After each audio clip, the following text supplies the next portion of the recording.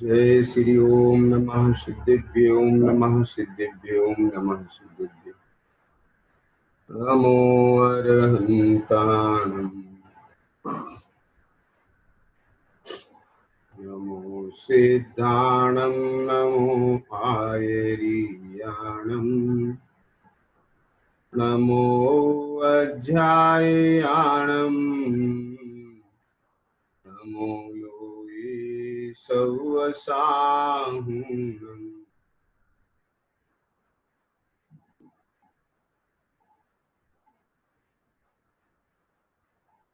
नमः समय साराय स्वानुभूत्या चकास्ते चित स्वभावाय भावाय सर्वभावान्तरच्छिदे वन्दितु सर्वसिद्धे द्रौमचलमणो वां गतिं पते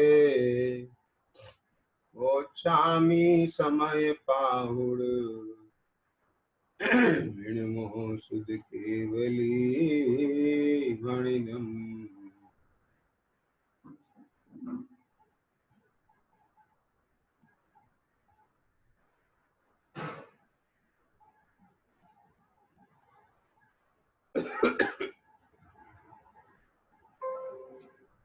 यह श्री समय शारदी परमागम शास्त्र विधान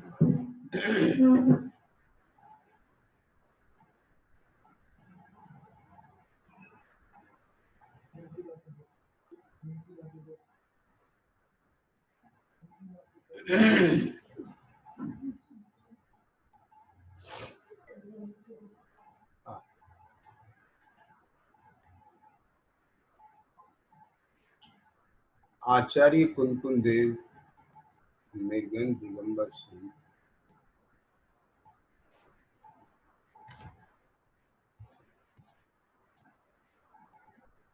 जगत के जीवों को ऐसा ज्ञात होता है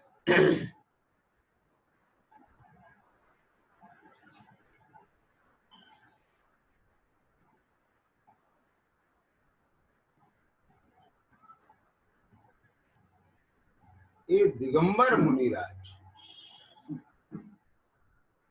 लेकिन वास्तविकता तो यह है कि वह आचार्य कुंकुन देव उपचार की भाषा है।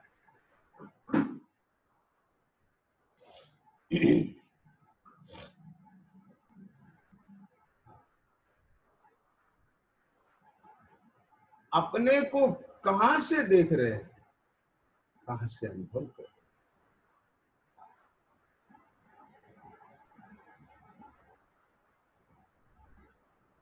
जिसे जगत के जीव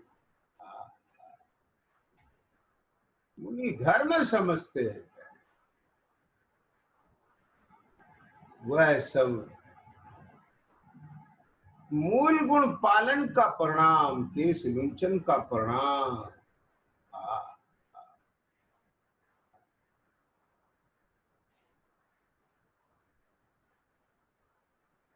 उसे तो वह वास्तव में ये तत्व समझते,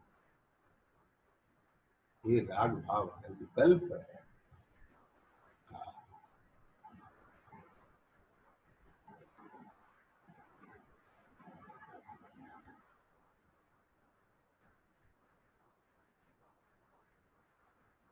वो जो मुनि धर्म है, जो शुद्धि अंश है, शुद्धता, स्वरूप की सन्मुखता है, एकाग्रता है, लीनता है, अपने में मगनता है, वेदता है, एक स्थिरता रूप आचरण है, वह तो जगत के मोही जीवों को दिखता नहीं।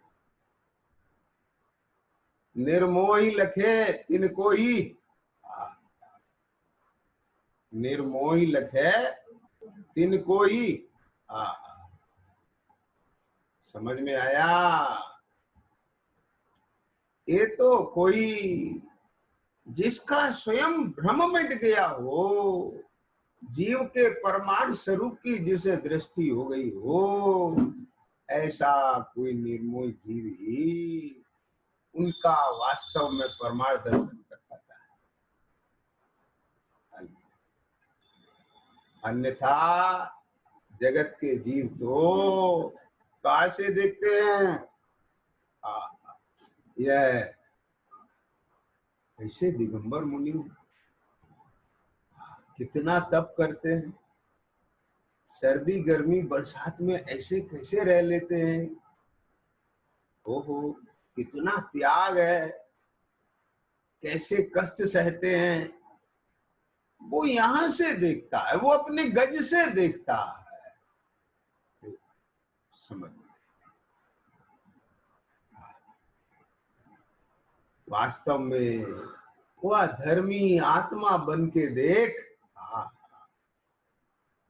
एक त्रिकाली ध्रुव, अपनी शाश्वत सत्ता, उसका अगाध अपरिमित, अरे समझ में आया।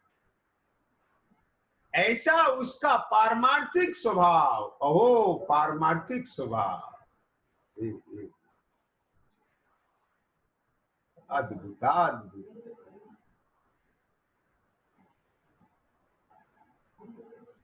और जो आत्मा का जो वर्तमान परिणमन है, वो परिणमन में भी दर्शन ज्ञान चारित्र का जो परिणाम है, उसमें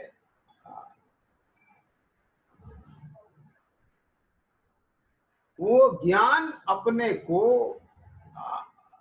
कहां से जानता है? स्वयं को, स्वयं को भी जानता, पर को भी जानता।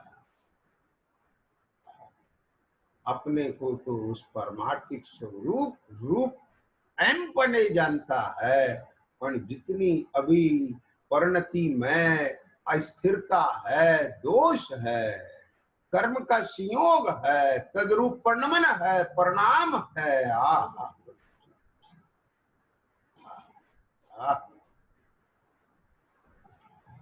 उसको भी वही तत्व रूप जानता है, वही तत्व रूप, निज रूप नहीं जानता, पर को पर रूप जानता है, पर का अंश अपने में नहीं मिलाता।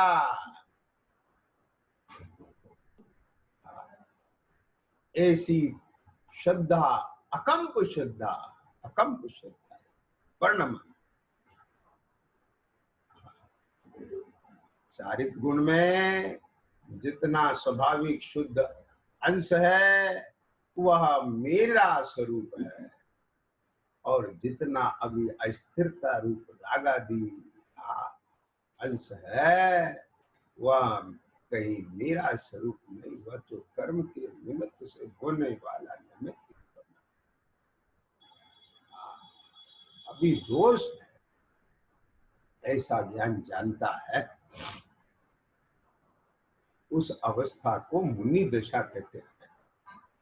वह अल्प दोष भी मिट करके पूर्ण निर्दोष अरहंत दशा प्रकट हो जाती है, तब फिर उनको परम गुरु सर्वज्ञ देव कहते हैं। समझ, यह सब आत्मा की ही अवस्थाएं हैं। अविरत सम्यक दृष्टि व आत्मा की अवस्था, देशव्रत सम्यक दृष्टि व आत्मा की अवस्था, मावृति सम्यक दृष्टि रूप आत्मा, व आत्मा की अवस्था, सकल संयमी व आत्मा की अवस्था, यथा क्या चारित्र व आत्मा की अवस्था, अनंत सिद्ध व आत्मा की अवस्था। लेकिन इन सर्व अवस्थाओं में सम्यक, अभी जब तक छद्मस्त दशा है, तब तक सम्यक मति शुद्ध ज्ञान अपने को अपने को कहां से जानता? मैं कौन? जब मैं की अभेद अनुभूति होती है उस अंतःपुर में मैं कौन कितना ये जानता है, उसका ये विश्वास है। यह परिणति में राग का अंश, यह विकारी परिणाम, यह दिखाई देने पर भी अपने स्वरूप ने अपनी सत्ता के प्रति यह जो इच्छित्रावगापना है, कर्म के साथ नो कर्म के साथ ऐसी विकारी अवस्था को भी देख करके, विभाव पर्याय को देख करके, व्यंजन पर्याय को देख करके ख्याल में आ गया अपनी सत्ता ने अपने स्वभाव के प्रति किंचित शंका उत्पन्न नहीं, ऐसी अकंपशता। अवर सम्यक दृष्टि भी अपने को कितना देखता है, कहां से देखता है, कितना अनुभव करता है। देशवर्ती भी कहां से कितना देखता है, कितना अनुभव करता, स्वयं रूप। अरे मुनिराज भी कहां से देखते हैं, कितना अनुभव करते स्वयं रूप। सबका स्वयपना स्वतत्व अधिकारी द्रोह स्वभाव सत्ता एक है, बस अंतर है तो परिणति का अंतर, स्थिरता का अंतर है, समझ में आएगा। आचरण में अंतर है। दृष्टि का विषय तो एक ही है, अहम जिसमें है मैं वह परमार्थिक जीव स्वभाव कैसा है। तो ध्यान देना, जगत के मोही जीव तो इन अनध्यवसाय रूप भाव को ही जीव समझते, क्योंकि इनसे भिन्न उन्हें कहीं जीव दिखता नहीं। क्या बोला? इनसे भिन्न उन्हें कहीं जीव दिखता नहीं। जहां भी जीवन है, संवेदन है, वहां अभी सुनना भैया ध्यान से हो, वहां अभी जितना विकारी परिणाम है वह सब अनध्यवसाय,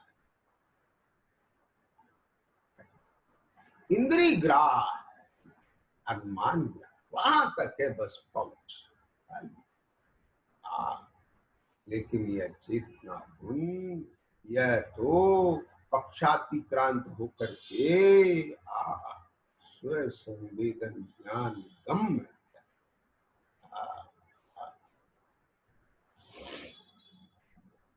इसीलिए आचार्य देव कहते हैं, हे जगत के जीवों, यदि तुम में भी कहीं इस प्रकार की चूक हो कि कहीं तुम अपने को इन अनध्यवसाय रूप भाव से देख रहे हो, तो ध्यान रखना यह अनध्यवसाय भाव जीव नहीं है। यद्यपि जहां जहां जीव है, ये अनध्यवसाय भाव दिखाई देते हैं। जहां जहां माने सर्वथा नहीं, संसार दशा की बात ख्याल में, मोही जीवों की बात चल रही है। अथवा ऐसा कहें कि जहां जहां ये अनध्यवसाय भाव है, वहां वहां जीव है। लेकिन अनध्यवसाय भाव जीव नहीं। क्या कहा? अनध्यवसाय भाव जहां जहां दिखाई देता है, वहां वहां जीव है। जीव बिना ये अनध्यवसाय भाव दिखाई देते नहीं है, पर ये अनध्यवसाय भाव जीव नहीं है।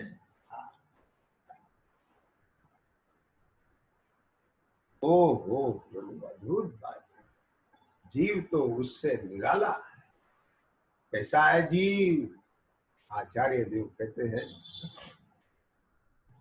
अरस मरुव मगंधम अवतम चेदना गुणमसदम जाना अलिंग गहनम जीव मणिदिट्ठ संठाणम।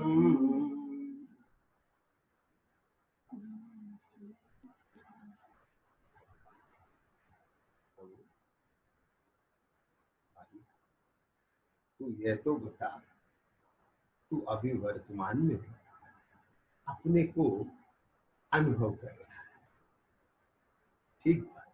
जो जहां खड़ा है टेंशन नहीं लेना, बिल्कुल भी, बिल्कुल विकल्प नहीं करना, आकुलता नहीं करना, दीनता का भाव नहीं लाना, घबराना नहीं, धैर्य रख, धैर्य रख।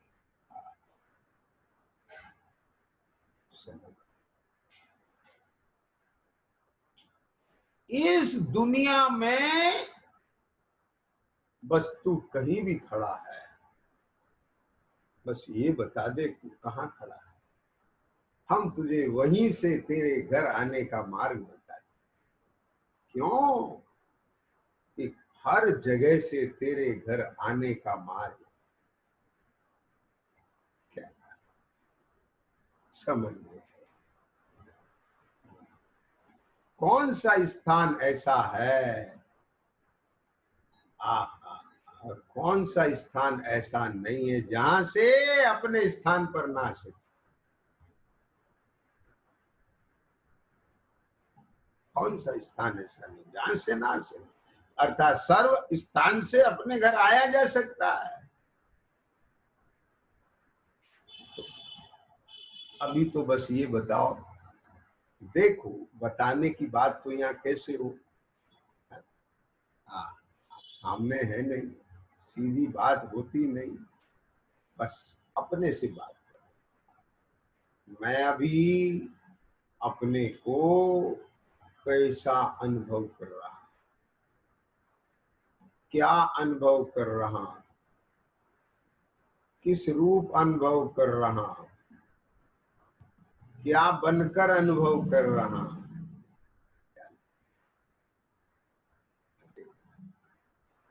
नहीं समझे? जैसे मुंह में स्वाद आता है ना, आपने कोई पदार्थ खाया, फल खाया, आपने भोजन किया, मिष्ठान खाया, नमकीन खाई, तो उसका टेस्ट बना रहता है ना, जैसे आपके भावों में, आपके उपयोग में रहता है। लेकिन निहार मुंह हो तो कैसा रहता है?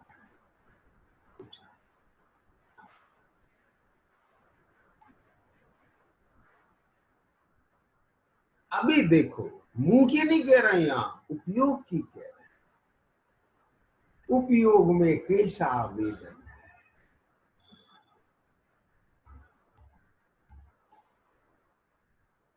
सहसा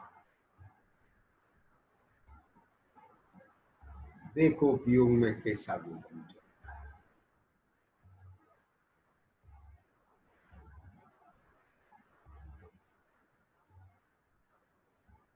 या तो उपयोग अशुभ रूप चल रहा होगा या शुभ रूप चल रहा होगा। मतलब या तो परिणाम में हिंसादी पाप भाव चल रहे होंगे, या तो उपयोग में प्रशस्त राग रूप भाव चल रहे होंगे। जैसे भी भाव चल रहे होंगे, मिले जुले चल रहे होंगे, देह संबंधी चल रहे होंगे, सुनने संबंधी चल रहे होंगे, थकान संबंधी चल रहे होंगे, कोई रोग होगा तो तत्संबंधी चल रहे होंगे। ऐसे अनेक प्रकार के मिले जुले भाव चल रहे होंगे। समझ में आता है?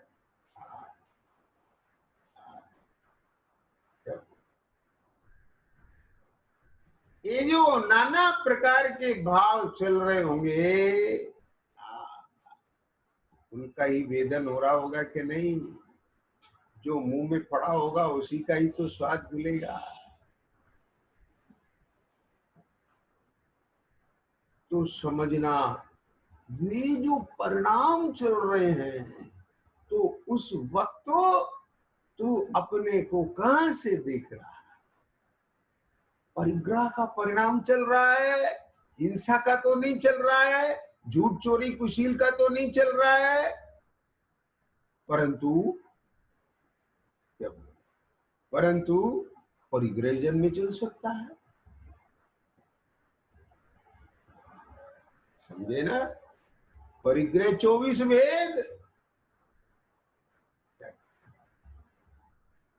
तो वह भी अशुभ है कि नहीं, पाप है कि नहीं? अभी भी कोई छिपने छिपाने का भाव चल सकता है।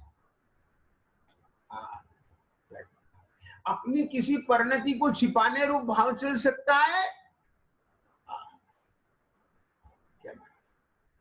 कुछ भी चल सकता है। भावों की दशा, मनोदशा तो ऐसी है चंचल, कहीं भी जाके जरा सा भी ओ टिक जाए, उसी की गंध आ जाती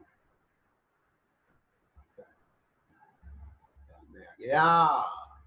अरे भाई, भावों की दशा बहुत विचित्र है, लेकिन ध्यान रखना कि अभी तू जहां से जैसा अनुभव कर रहा है, उस कार्य से कारण का पता चलेगा।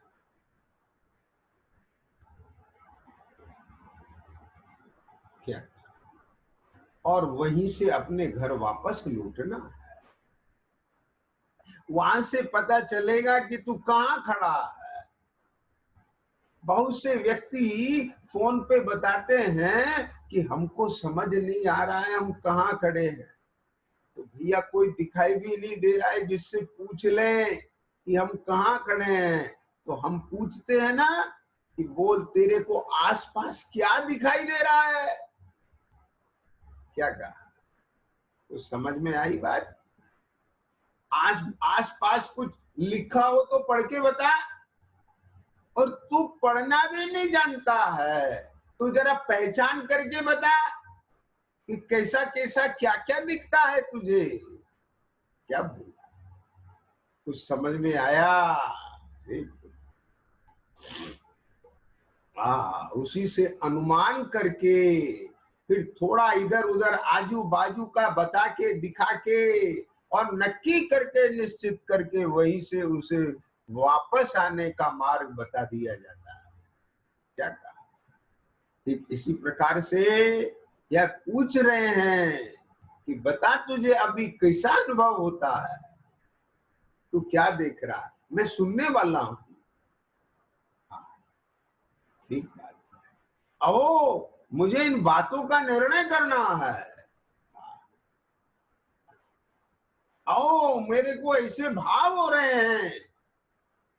अब इस पर्याय की स्थिति ज्यादा नहीं है, यह निमित्त अब ज्यादा समय नहीं टिकेंगे। न मालूम कब कैसी स्थिति हो जाए, न मालूम कब कैसी परिस्थिति हो जाए। ए भाई, क्या बोला? इसलिए इसलिए वह स्थिति छूटे आज से। बस संयोग छूटे, निमित्त छूटे, उससे पहले मैं मेरा काम कर लूं। अच्छा, समझ में आ गया। तुम कहां खड़े? क्या कहा? अभी तो ऐसा लग रहा है कि मैं गृहस्थ हूं। सुन नहीं रहा हूं कि सुन रहा हूं? सुन भी रहा हूं और ऐसा लग रहा है मैं ग्रस्त भी हूं। तो क्या, ये दो ही काम कर रहा हूं? अपने गृहस्थी के भी काम कर रहा हूं और सुनने का भी काम कर रहा हूं। हाँ, कोई पुरुष है तो हो सकता है अपना कोई साथ में व्यवसाय का भी कोई काम लिए बैठा हो, और कोई माताएं बहनें हैं तो हो सकता है वो अपने घर गृहस्थी के भी काम कर रहे हो। क्या कहा? समझ आ गई? इसका मतलब क्या हुआ कि इस वक्त तुम कहाँ खड़े हो, तुम अपने को कहां से देख रहे हो? समझ आ गया क्या नहीं? हाँ,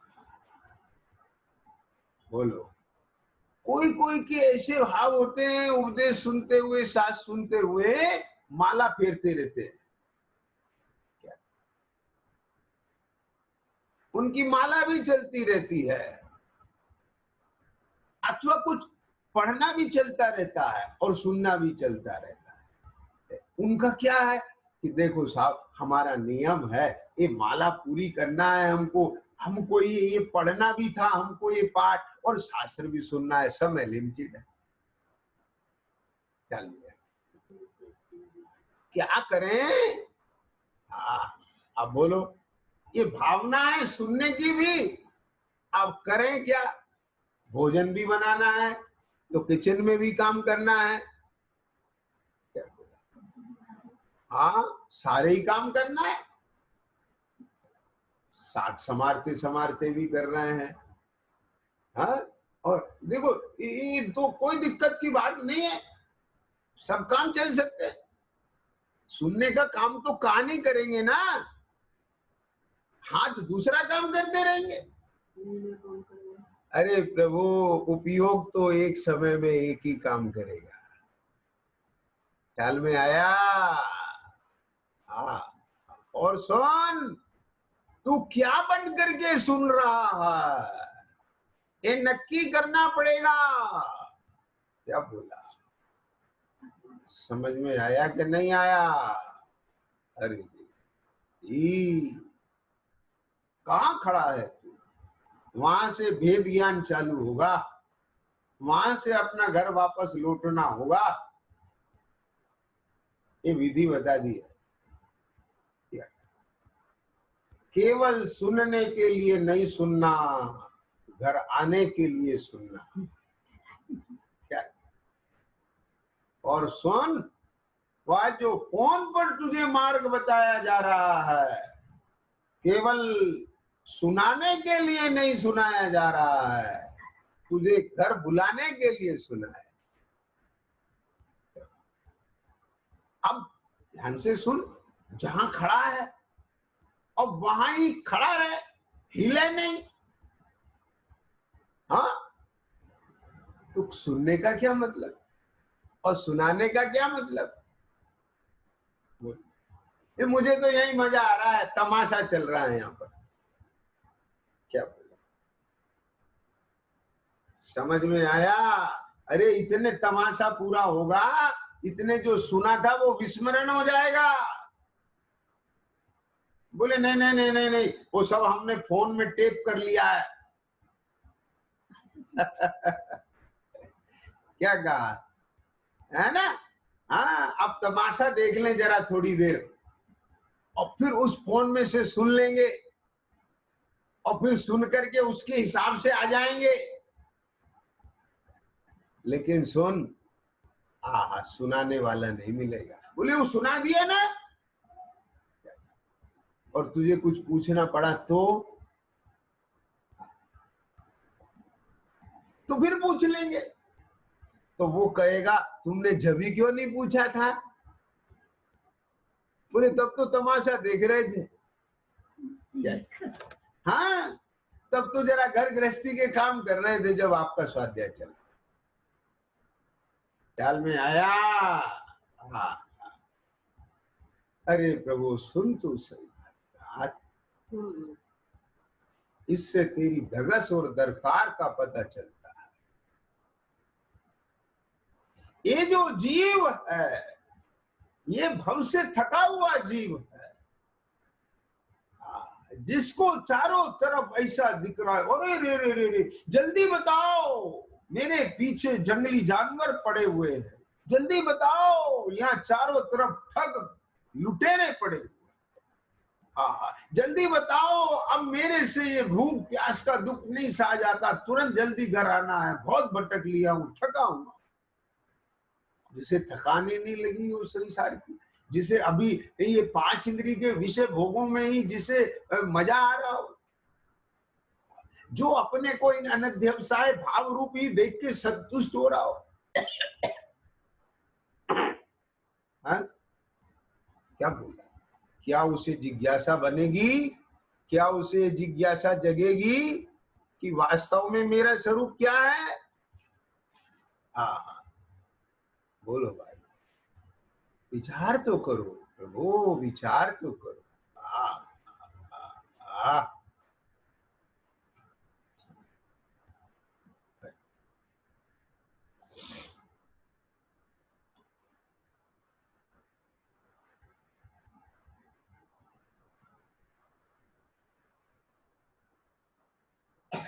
तुम कहाँ खड़े हो? तुम अपने को कहाँ से देख रहे हो?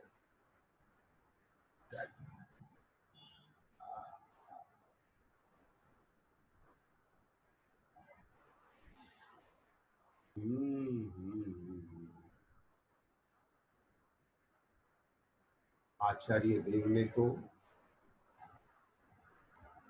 इतनी बड़ी अनुकंपा की है हम पर, उनका कितना बड़ा उपकार है हम पर।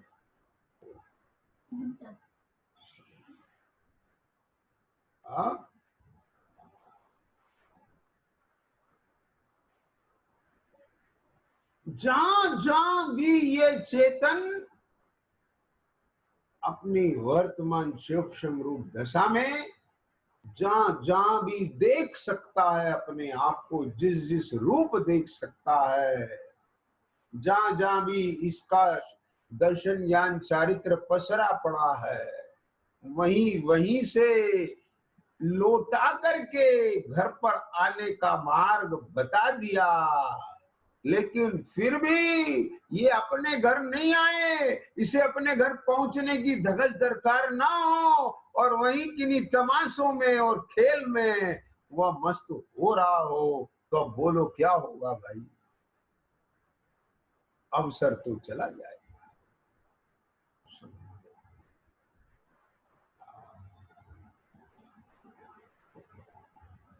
इसलिए प्रभु समझ में आया क्या करना है। हा हा हा हा हा।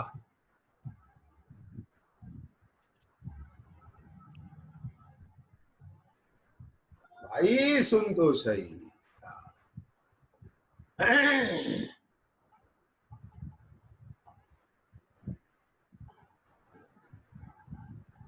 ये जो अनध्यवसाय भाव, रागादि भाव, कर्म है, दोनों की मिली हुई अवस्था है, 8 कर्म वाला ये शरीर वाला। जहां जहां भी जगत के जीवों को यह जीव नजर आता है, जीवन नजर आता है, जिस जिस प्रकार के अनध्यवसाय रूप भावों को यह आत्मा मान लेता है, जीव मान संतुष्ट हो जाता है, वह तो जीव है ही नहीं। लेकिन यहां भी देखो, तू अपने जिस क्षयोपशमी ज्ञान में इस अरसम रूपम का खांचा खींच लेता है। ये 49वीं गाथा पढ़ने का, सुनने का तुझे यह अवसर मिल गया। एक गाथा के आधार पर तू जो उसका खांचा खींच लेता है, वह खांचा भी आत्मा है।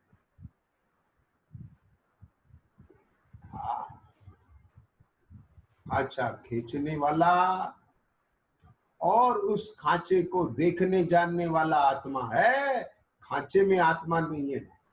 ओहो, वहां का भी विकल्प छोड़ करके अपने को प्रत्यक्ष स्वसंवेदन ज्ञान का विषय बना।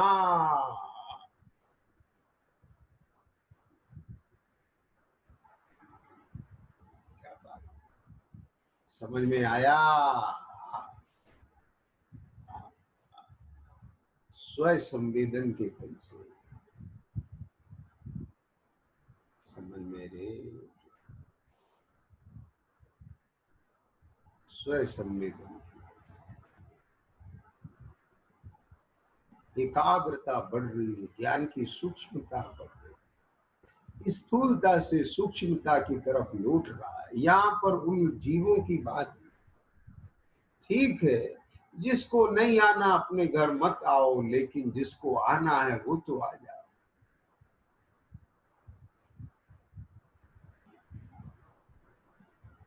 सबकी पर्यायगत योग्यता एक सी नहीं हो सकती।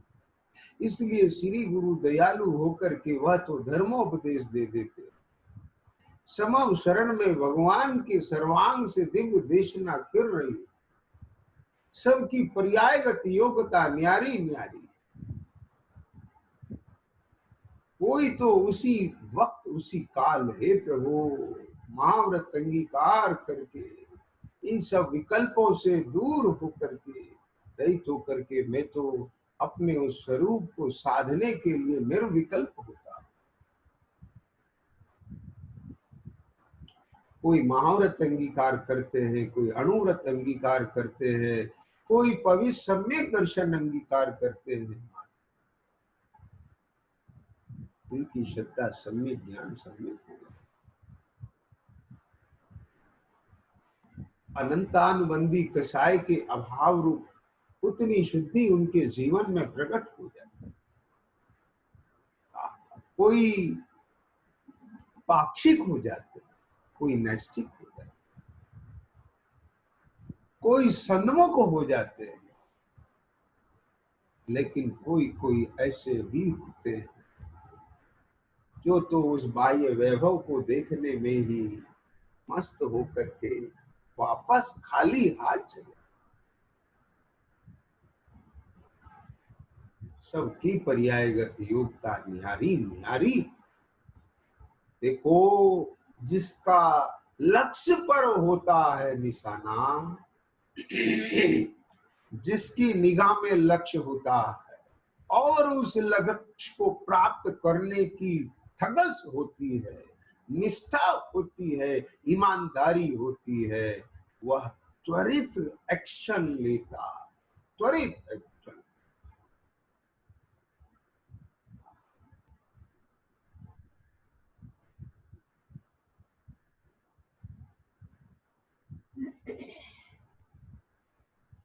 जितना जितना इस विचार में उपयोग लग रहा है, उतना उतना मोह चट रहा है, मोह चट रहा है। समझ आया कि नहीं?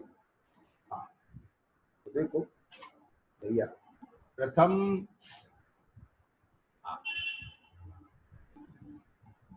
आचार्य देव ने अरसम रूपम के 5 इंद्रिय, रूप शरीर, द्रवेंद्री, इंद्री के विषयभूत पदार्थ और यह क्षयोपशमिक भाव रूप भावेंद्री, इससे भेद ज्ञान करा। 31वीं गाथा और ये यहाँ इसमें भी आया ना। और इससे भी आगे की बात, रस रूप गंध स्पर्श सब 5 इंद्रिय हो गए। संस्थान आकार आ गया, ये आकारों में भी उलझ जाता है।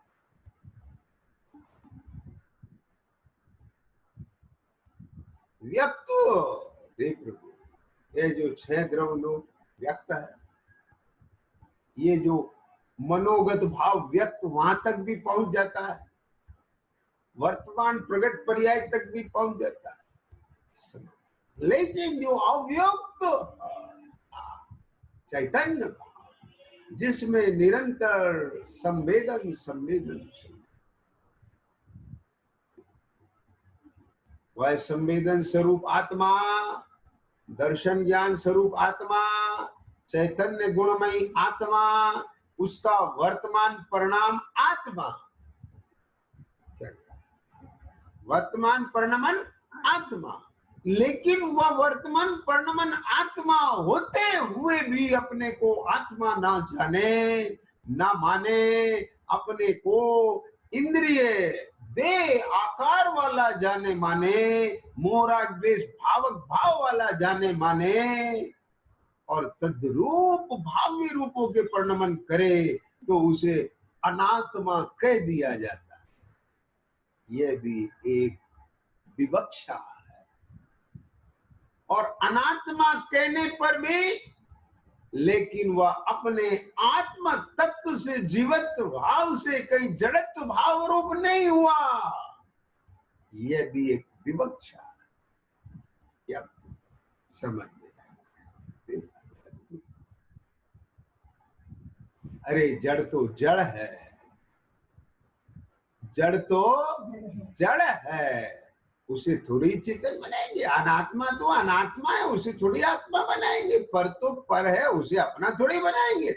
लेकिन अपना पुत्र जो पराये बहकाए में होकर के पर का हो गया है, उसे भेद ज्ञान करा के, यथार्थ ज्ञान करा के, वहां से उसका मोह छुड़ा करके, वहां से उसका भ्रम छुड़ा करके, वहां से उसकी आसक्ति छुड़ा करके, वहां से उसका प्रमाद छुड़ा करके, ओहो, वहां से उसका लत छुड़ा करके, उपयोग हटा करके, पूरा का पूरे को, समूल को अपने घर वापस लाया।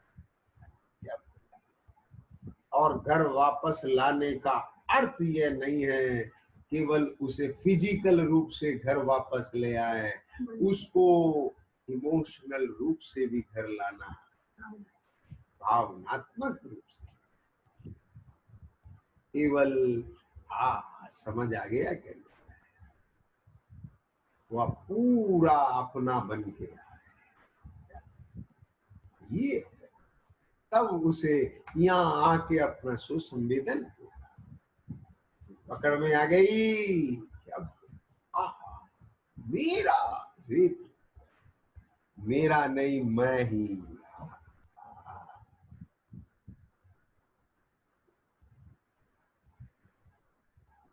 यह अनुभूति होती है।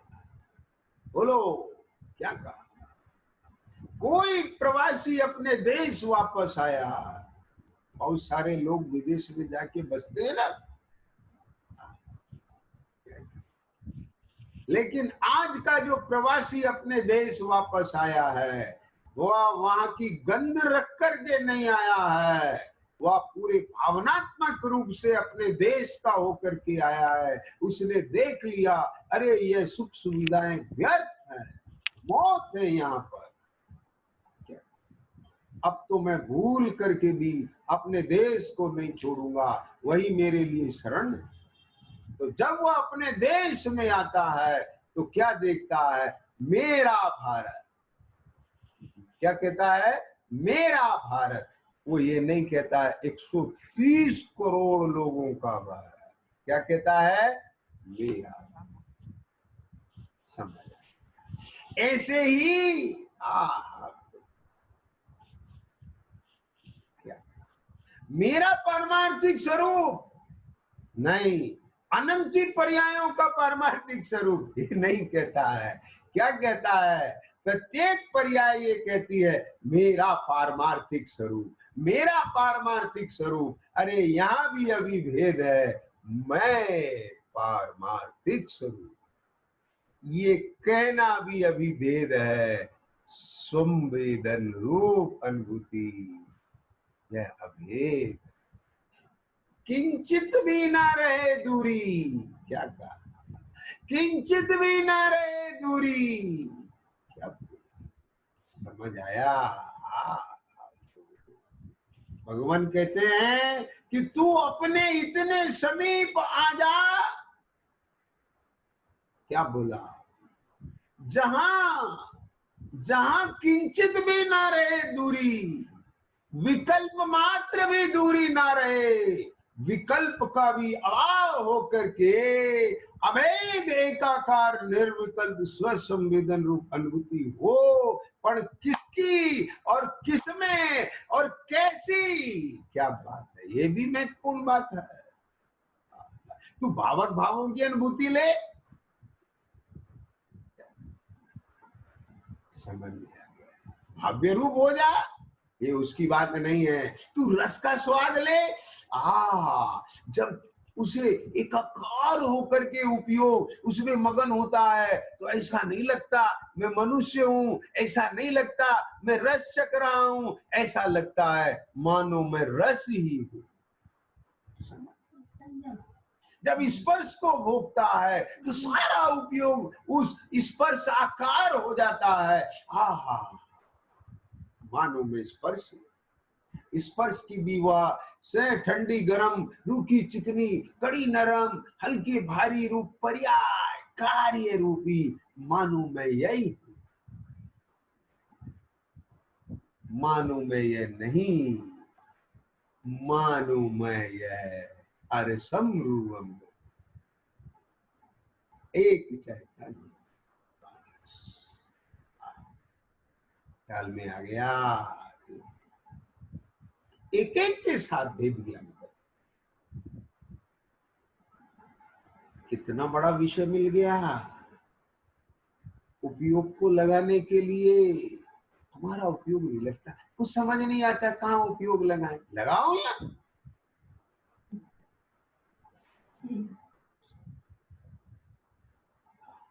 शास्त्र का अवलंबन हो गया। अब जो यहां से लिया अपने उपयोग में उसे अवलंबन बना, क्या कहा, ये थियोरिटिकल है, ये प्रैक्टिकल है। यहां पर लिखा हुआ रसगुण वह शब्द है, वो शब्द चक्षु इंद्री का विषय है।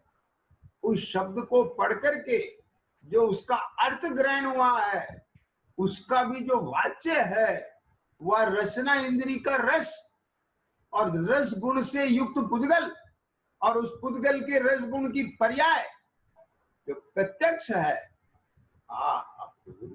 जब वह जीभ पर आती है तब वहां देख, उसे अपने ज्ञान में लेके देख, एक एक इंद्री के विषयों को ज्ञान में लेके देख, ये प्रयोगशाला में प्रयोग हो रहा है कि नहीं हो रहा है?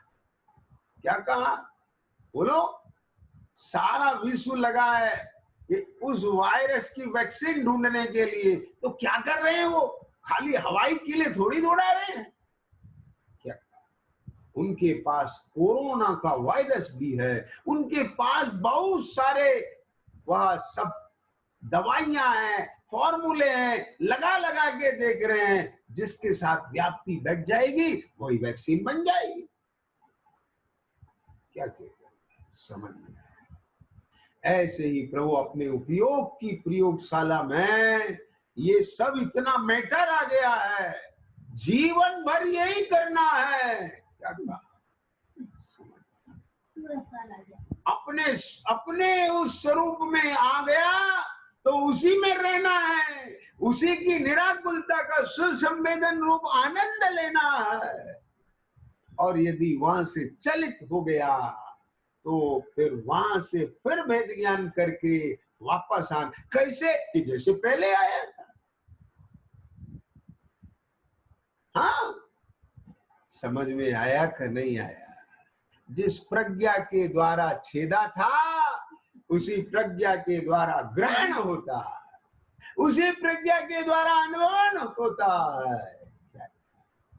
सब कुछ तेरे पास है, तुझे बाहर जाने की कतई जरूरत नहीं। समझ में आई कि नहीं आई? देखो क्या कहते हैं। हाँ, अब उपसंहार करते हैं इस गाथा की टीका का। आचार्य देव क्या कहते हैं, इस प्रकार रस रूप गंध स्पर्श शब्द संस्थान और व्यक्तता का भाव होने पर भी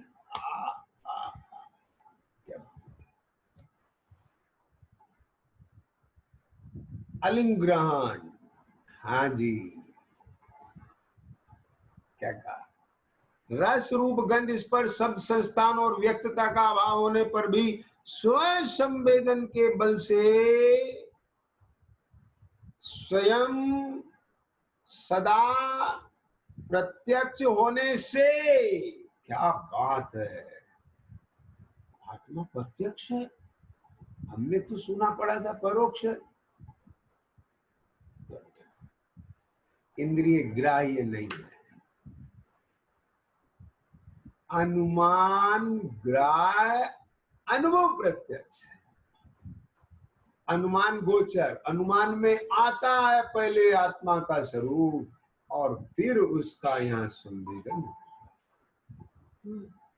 संचेतन होता है। जैसे जैसे जैसे अंधे व्यक्ति को वो गुड़ हाथ में लेता है उसकी खुशबू से, उसके आकार से, उसके ठोसपने से आदि से उसको अनुमान बनता है कि हाँ यह गुड़ है, और जब जीभ पर रखता है तो उसके स्वाद का, मिठास का प्रत्यक्ष अनुभव करता है।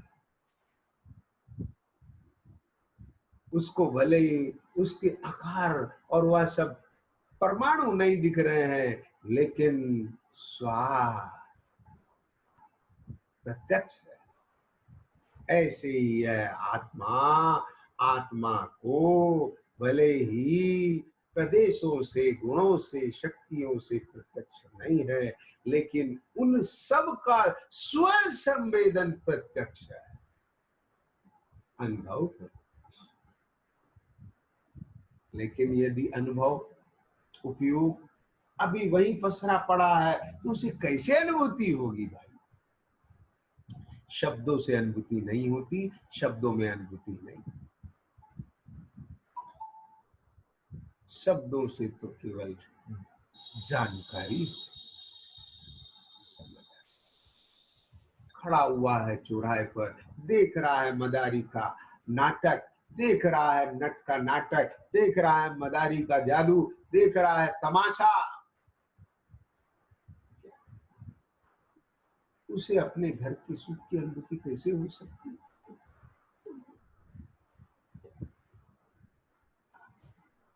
लेकिन सर्व तरफ से जिसका चित्त हटा हुआ हो, उसे तो वह फोन पर जब उसके शुभ चिंतक, माता पिता, हितैषी, साधर्मी, बंधु, गुरु जब यह स्वरूप का उपदेश देते हैं तो कहो सुनते सुनते भी उसे अपने घर की सुगंध आने लगती है, तो उस सुगंधी की विशुद्धता बढ़ती है, वहां से उसके कर्मों की शक्ति हीन होती है, वहां हीन होती है। समझ आया कि नहीं आया? हाँ जी। अब तुझे गंध तो आ रही है कषायों की, गंध तो आ रही है तुझे उन परिणामों की, गंध तो आ रही है इंद्रिय के विषयों की। भाई शब्दों का ग्राहक हो सकता है, ज्यादा से ज्यादा अर्थ समझ में आ सकता है, याद कर सकता है, याद करके दूसरों को सुना सकता है, कंसेप्ट भी क्लियर नहीं कर सकता, क्योंकि तुझे भी कंसेप्ट क्लियर नहीं है। यदि शाब्दिक रूप से कंसेप्ट भी क्लियर कर लिया है तो दूसरों को भी केवल शाब्दिक कंसेप्ट क्लियर करा सकता है, लेकिन प्रभु उसका अनुभव, उसका प्रयोजन साधना, वह सब प्रयोग रूप जीवन बनाना, यह तो पानी में कूदने पर ही, अर्थात यहाँ अपने उपयोग को जोड़ने लगाने से ही होगा। तो इतनी बात सुन करके भी तेरा उपयोग यदि अभी बाहर से नहीं हटा तो कब हटेगा?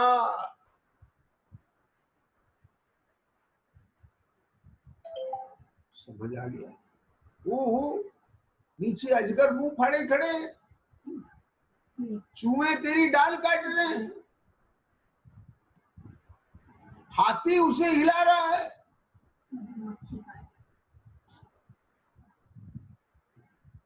और फिर भी, और तुझे तेरे हितैषी पुरुष विमान में पकड़ के बुलाने के लिए तैयार खड़े हैं, फिर भी तुझे उस मधु का स्वाद आ रहा है। अजगर के मुंह में लड्डू का स्वाद लेने वाले तो अजगर का ग्रास बनेंगे ही बनेंगे, उन्हें कौन बचा सकता है? अरे प्रभु, अजगर के मुंह में लड्डू का स्वाद लेना तो बहुत दूर की बात है, लड्डू पर निगाह भी नहीं जाना चाहिए। हकीकत तो वहां से तो तुरंत, जब तक उसका मुख बंद हो, निकलने का बल और वीर्य उछलना चाहिए। कहां कहां रचा है, क्या बोला, कहां रचियो पर पद में न तेरो पद यह है, क्यों दुख से? जब लो न रोग जरा रहे, तब लो झटत निज हित करो। आचार्य देव ने कितना गजब तत्व बता दिया। रूप, रस, गंध, शब्द, स्पर्श, संस्थान, व्यक्ता में आत्मा नहीं है प्रभु, इनमें आत्मा नहीं है, आत्मा में ये सब नहीं है, भाव है। अभाव होने पर भी वह केवल अनुमान गोचर नहीं, स्व संवेदन के बल से, स्व संवेदन के बल से स्वयं सदा प्रत्यक्ष होने से, स्वयं सदा प्रत्यक्ष होने से अनुमान गोचर मात्रता के पहले अनुमान में आता है, लेकिन अनुमान मात्र गोचरता के अभाव के कारण अलिंग ग्रहण भी है। ऐसा वह पारमार्थिक आत्म स्वभाव है, अपने अनुभव में आने वाले चेतना गुण के द्वारा सदा ही क्या कहते हैं, अपने अनुभव में आने वाले, अब अनुभव में आ रहा है कि नहीं, जैसे रागादि भाव अनुभव में आते कि नहीं, जैसे रस अनुभव में आता है कि नहीं, रूप अनुभव में आता है कि नहीं।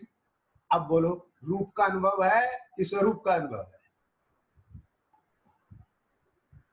यह तो भाई क्षोभम जिसके सन्मुख जाएगा उसका अनुभव करेगा। भगवान की मुद्रा सामने है और तू जरा घर पे आ जा, घर पे रखे हुए लड्डुओं के सन्मुख चला जा, तुझे वहां उनकी खुशबू आ जाएगी, तुझे वहां उनका स्वाद आ जाएगा। घर में बैठे बैठे पलंग पर चला जा भगवान के मंदिर में, घंटियां सुन जाएंगी, भगवान का रूप दिख जाएगा, बाह्य मुद्रा ही नहीं दिखेगी, मूर्तिमान दिख जाएगा।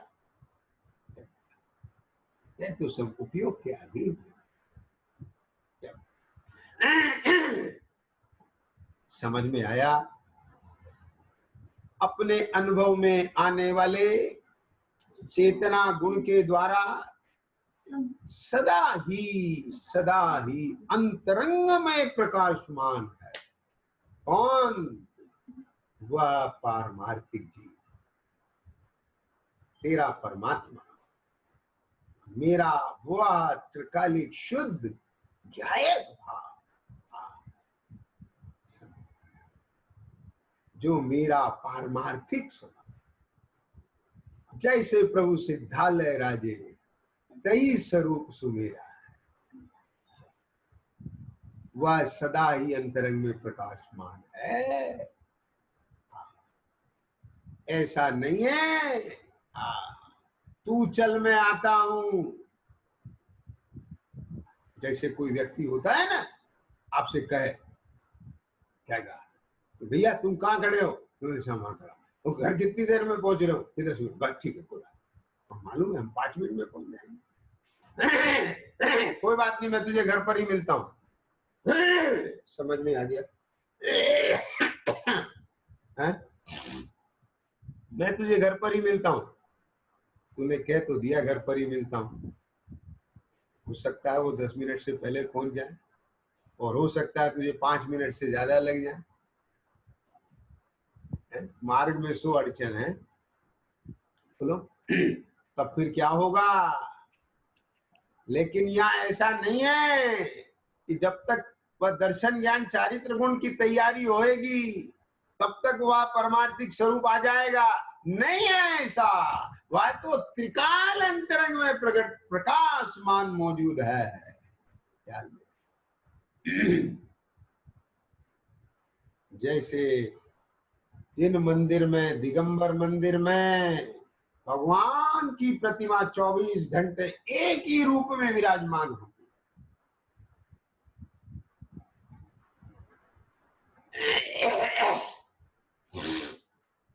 समझ आया? श्वेतांबर मंदिर में भी एक रूप में नहीं मिलेगी आपको, क्योंकि वहां वस्त्राभूषण है और वे बदलते रहते हैं। यहाँ तो वह रूप है जो कभी बदलता नहीं। यहाँ तो वह स्वरूप है जो कभी बदलता है। ये बदलने वाली पर्याय, ये बदलने वाला परिणमन जब तक अस्थायी भाव, अस्थायी रूप, क्षण क्षण में बदलने वाले संयोगी भाव, उन सबके रूप अपने को देखता रहेगा, तब तक उसे ना बदलने वाला रूप नहीं दिखेगा। और जब वह उनसे रीता होकर के अपने को बदलने वाला परिणमन रूप भी नहीं देखेगा, अपरिणामी ध्रुव देखेगा, तो उसे अपना अनबदला रूप, कभी ना बदलने वाला रूप अनुभव में आए बिना रहेगा। क्या समीप आके देख तो सही, ख्याल में है। अभी ये अपन गाथा टीका पढ़ रहे हैं, इसे प्रायोगिक रूप में भी लेंगे, हाँ, लेकिन आप जब लेंगे तब तक के भरोसे नहीं रहना, आप तो अभी प्रयोग चालू कर देना। निर्देश तो आ ही गया, डायरेक्शन तो आ ही गई, इंतजार किस बात। देख, एक एक से वेद ज्ञान कर सारी विधि आती जा रही। और सुन, सच में अगर यहां भी अपन प्रयोग करें और कराएं, यहां भी प्रयोग करें और कराएं, तो सुनते हुए वो अनुमान ही बनता है।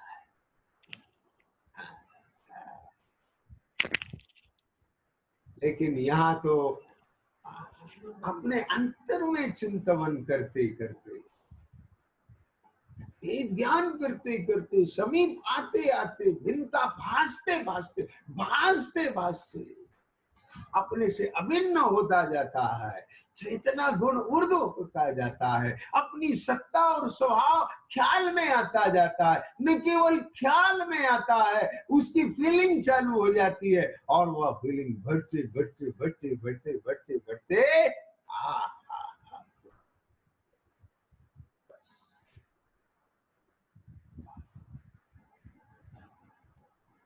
वह सब छूट जाता है उपयोग का, और उपयोग अपने उपयोगवान में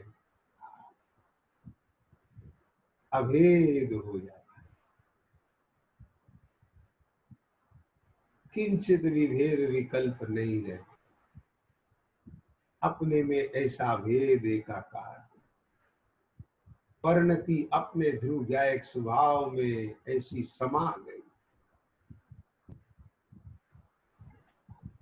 बस यही अपना स्वाभाविक भोग है।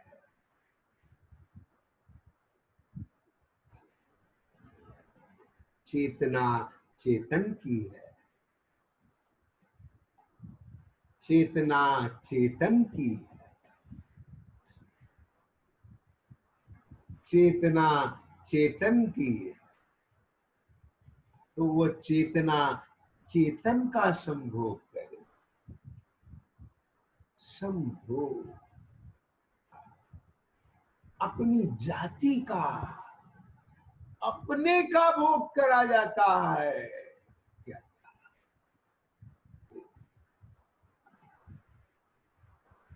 जहां दूसरे का अस्तित्व हो, दूसरे का निमित्त हो, दूसरे का लक्ष्य हो, दूसरे में मैं पड़ा हो, जहां संकर दोष हो, वहां का भोग स्वाभाविक भोग नहीं होता।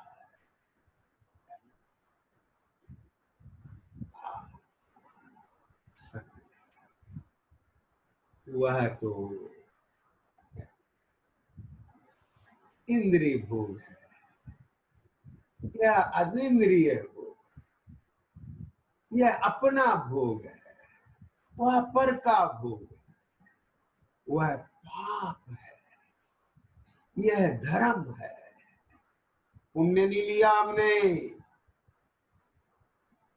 क्योंकि शुभाश्रव का भोग भी पाप है। बस दो ही लिए है, एक तरफ पाप है, एक तरफ धर्म है, वो अधर्म है सारा। क्यों? क्योंकि वहां पर आश्रव का संवेदन है और यहाँ पवित्रता का संवेदन। उसके साथ मिलाप है। किसका? पर का। पर से क्यों मिलाप हुआ? अपने को अपने रूप नहीं देखा, इसलिए पर से मिला।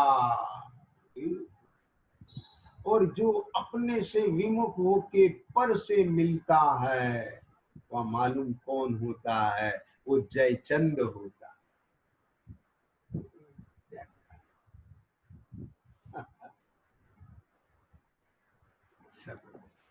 वह आत्मघाती होता है, वह दुरात्मा होता है। क्या उसको कभी यह त्रिकाली ध्रुव ज्ञायक भाव अपने अंतःपुर में प्रवेश देगा? क्या कहा? नहीं। हम उस ज्ञान को ज्ञान नहीं अज्ञान कहते हैं, हम उस श्रद्धा को श्रद्धा नहीं कुश्रद्धा कहते हैं, हम उस चारित्र को चारित्र नहीं मिथ्या चारित्र कहते हैं। भले ही वह आत्मा का ही परिणमन है, लेकिन मिथ्या। ये तो राष्ट्रद्रोह है। हाँ, चेतना चेतन की होकर के अचेतन में अहम करे, चेतना चेतन की होकर के चेतन के आलम्बन से, अचेतन के आलम्बन से, चेतना चेतन की होकर के अचेतन इंद्रियों के आलम्बन से अचेतन को ही विषय बनाए और उसी में अपना अस्तित्व और सुख देखे। इससे बड़ा राजद्रोह क्या हो सकता है? अरे हिंदुस्तान में रहने वालों को तो राष्ट्रद्रोह कह रहे हो कि यहाँ के खाते हैं और पाकिस्तान की जय बोलते हैं। हे चेतना, तू चेतन में से उत्पन्न होती है, चेतना गुण से संपन्न है, और फिर भी जयकार देह की बोलती है, इंद्रियों की जय बोलती है, इंद्रियों का रूप अपने में अहम पणा लाती है, इंद्रियों में अहम पणा करती है, ममकार पणा करती है, उसमें अपना अस्तित्व देखती है, उसमें अपना सुख देखती है। और इंद्रिय के विषय भोग पदार्थ, इंद्रिय के विषय भोग पदार्थ उन्हीं के रात दिन सपने देखती है, उन्हीं के विकल्प करती है, उन्हीं में संकल्प करती है, उन्हीं की योजना बनाती है, उन्हीं में हटाने जुटाने के रूप आचरण में वर्तती है, वहां से ही अपना अस्तित्व देखती है। और सुन, यदि तुझे तेरा अस्तित्व बताने वाले देव गुरु धर्म भी मिलते हैं तो भी तो उनका आलंबन अपने मोह का पोषण के लिए करती है। तेरे से ज्यादा बड़ा राष्ट्रद्रोही आत्मद्रोही और कौन होगा? विचार कर लेना बेटा। यदि अब भी चोट नहीं पड़ी तो कब पड़ेगी? चेतना चेतन की है, चेतना चेतन की है तो चेतन में ही समर्पित होनी चाहिए। उसे अन्य कोई इंद्रिय इंद्रिय ज्ञान का विषयभूत पदार्थ ना तो अपना दिखना चाहिए, ना अपने देखने लायक दिखना चाहिए, ना भोगने लायक दिखना चाहिए, और ना ही उसे देखने और जानने का विकल्प उत्पन्न होना चाहिए। वो अपने में इतनी समा जाए, इतनी समा जाए कि वहां से उठने का ही भाव उत्पन्न ना हो। इसका नाम धर्म है और बाकी सब अधर्म। सहजा